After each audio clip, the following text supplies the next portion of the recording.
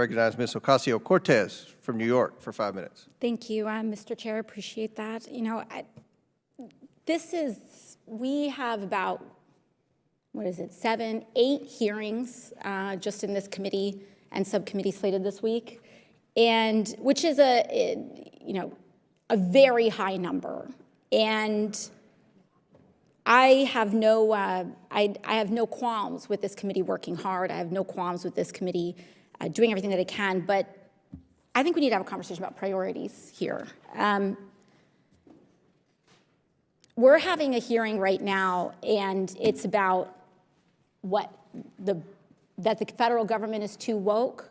I mean, that's seriously what we're hearing. And then there's no definition of what woke is, but on paper, what's actually being criticized in this hearing is that the so-called woke policies are remote work for federal workers, especially those that live in rural areas, and those who have disabilities, paying interns so that critical opportunities don't just go to privileged kids whose parents can afford to pay for their rent while they go on a free internship. That is what is woke here. That is what the other side is calling woke here. Making sure that OPM can create opportunities and federal careers for partners of military service members. That's woke. This is the woke alleged takeover that we have.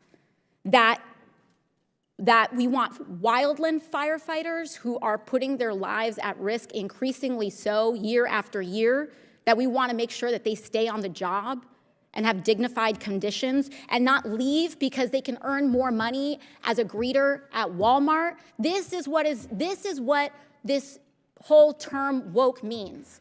Or diversity and inclusion so that the people who work in our federal workforce are actually in proportion to the people that live in this country.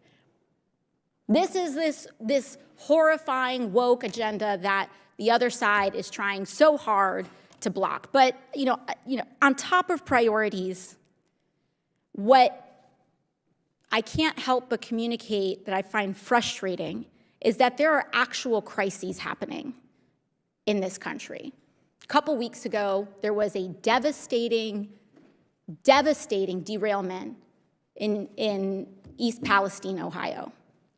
And yesterday, I was just lucky enough to wrap up a hearing early, and I was going back to my office. It was not scheduled. It wrapped up early. And there were people from East Palestine at my door because they weren't getting a response in their own other levels of government. And so they were just roaming around waiting for anybody to open their door to them to talk to them, any member of Congress to talk to them. And so we sat down and they explained what's going on. And this committee needs to hold a hearing on what is on the derailment in East Palestine. This is not just a disaster site, it is a potential crime scene. People are poisoned and their respiratory issues are getting worse day after day, and I really make this plea on a bipartisan basis, truly, I truly do. The chemicals that were spilled in East Palestine have short half-lives. Every day that we do not act on this is a day that the evidence evaporates from the scene. And I really plea for this committee to get together and not pursue this on a partisan basis.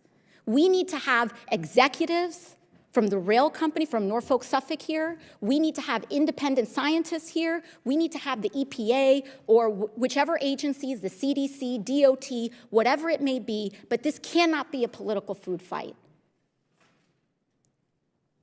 Evidence is evaporating and people are getting sick.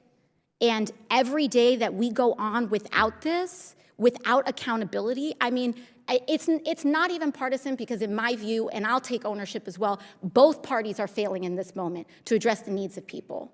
And I just sincerely ask that we take this seriously because it's not getting handled at the levels that it needs to be handled. We need to know why there hasn't been a disaster declaration that has been requested yet.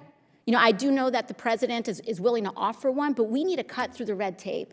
And if I can just make that plea, because I do believe that this committee, the Oversight Committee, has the unique jurisdiction and power in this body to be able to do that, to cut through that red tape. And so, you know, Mr. Chairman, I sincerely make that plea, me as a Democrat, to you as a Republican. I really don't want us to drag this out because, again, the half-lives on these chemicals, we don't let folks return to the scene of a crime. Yeah. And we've been letting that potentially, for almost a month now.